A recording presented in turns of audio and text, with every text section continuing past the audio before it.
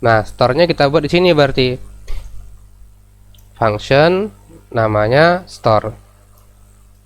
Ada request, kemudian request. Oke. Seperti biasa, kita validasi dulu. Request validate. Yang kita validasi itu adalah nama, require, kemudian singkatan ya. Singkatan require.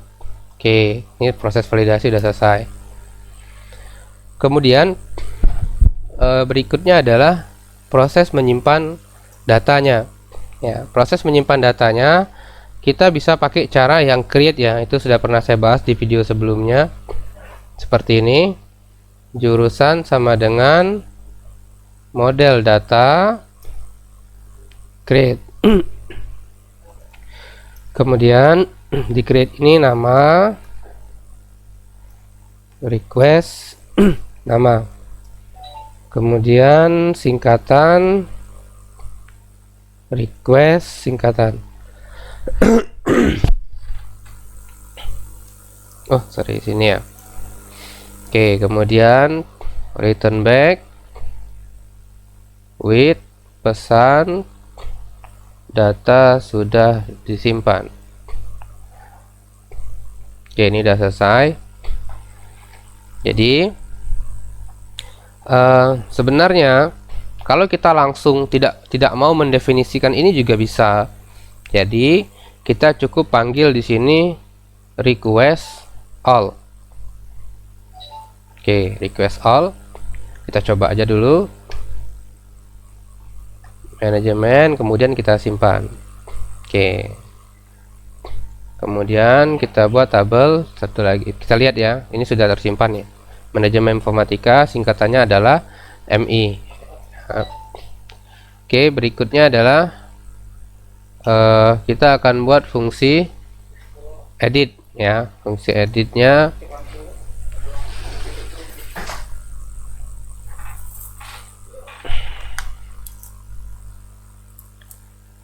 berikutnya adalah kita mau menampilkan data ya. Jadi kita mau menampilkan data jurusannya ya.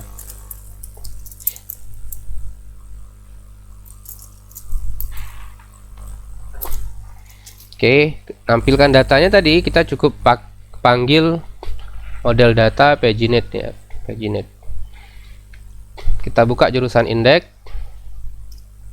Kemudian yang mau kita tampilkan apa?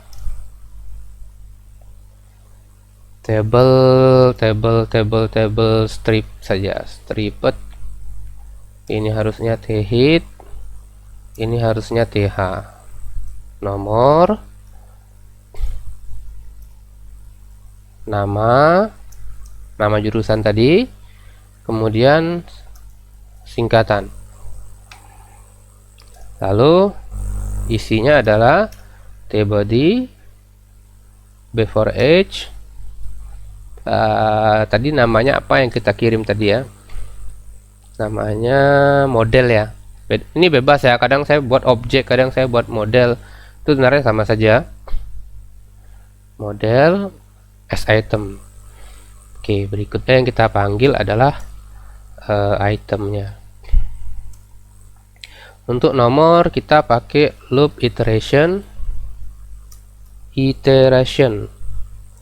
Oke.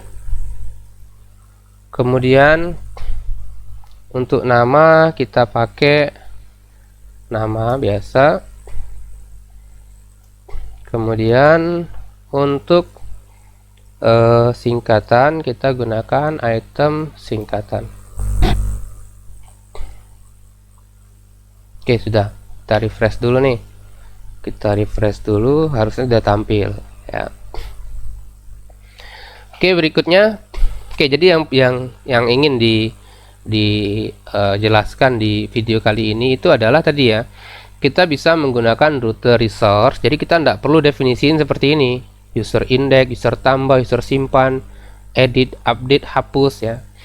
Tapi permasalahannya adalah kita nama-nama URL ini ya, kita harus mengacu pada nama-nama yang sudah ditetapkan oleh Laravel. Laravel tidak mengenal tambah, tapi mengenal create. Ya, Laravel tidak mengenal simpan, tapi mengenal store. Ya, oke. Berikutnya kita mau buat edit. Edit kan gampang kemarin ya. Edit itu tinggal copy paste saja dari create, kemudian namanya edit. Dia punya parameter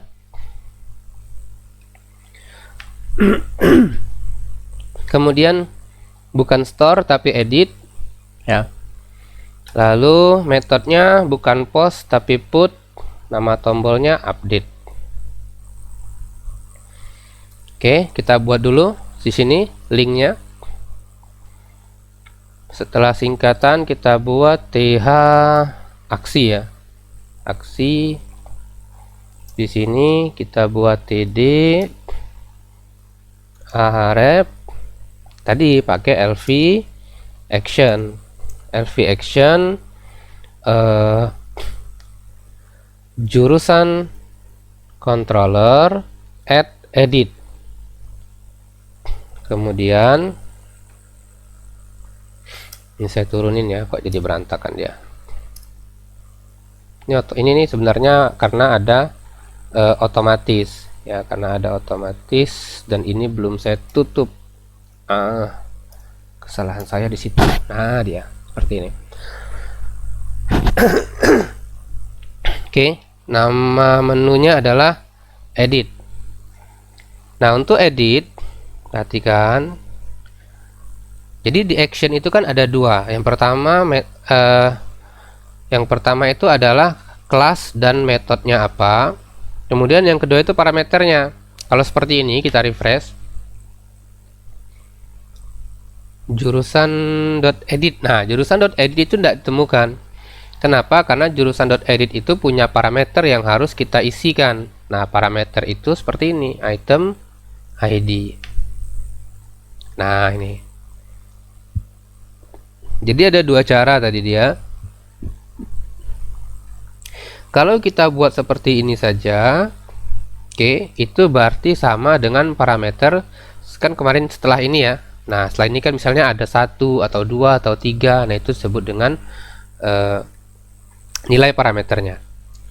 Oke, ini sudah benar nih ya, edit. Kemudian kita lanjutkan.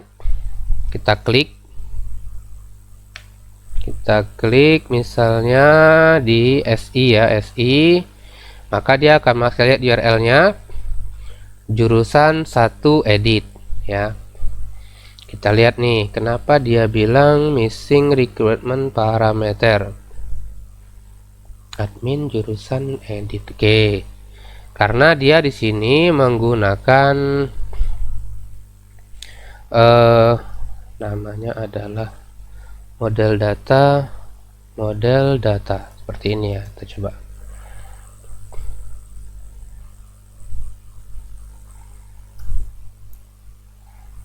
Ini variabelnya dia itu mintanya model string. Oh bukan,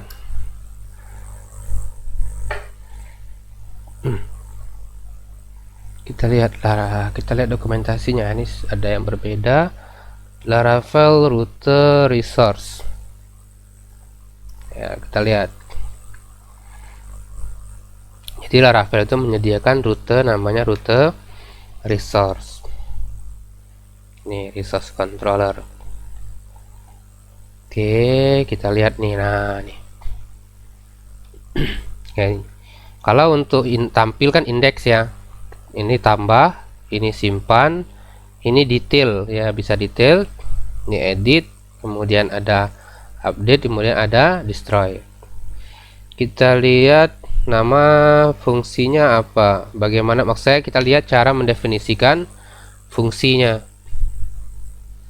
ya. Oke. Oh, enggak ada. Kita coba seperti ini, dia itu harusnya app jurusan. Kita lihat dia menggunakan dependencies injection ya. Oh ini ya. Oke, jadi seperti ini. Nah, dengan cara seperti ini, oke, kita tidak perlu lagi. Sebentar, saya coba dulu. Kita coba tampilkan dulu ya, DD jurusan. Kita lihat nih nilainya apa sih yang ada di jurusan ini, seperti itu. Nah, di jurusan ini kita lihat nih, ya. Jadi kita tidak perlu melakukan query lagi, kan biasa kita kan find or fail ya, kita cari dulu baru kemudian kita kirim dia ke view ya, ke form. Nah, kalau kita menggunakan dependency injection ini, maka Laravel otomatis akan mengquery sendiri jurusannya berdasarkan ID yang kita kirim. Jadi kita tinggal pakai saja harusnya. Nah, tidak perlu lagi kita mendefinisikan ID-nya. Kalau kita lihat dengan user controller kita di bagian ini kan yang dikirimkan ID-nya ya. Yang dikirim adalah ID-nya. Oke, kita break sebentar.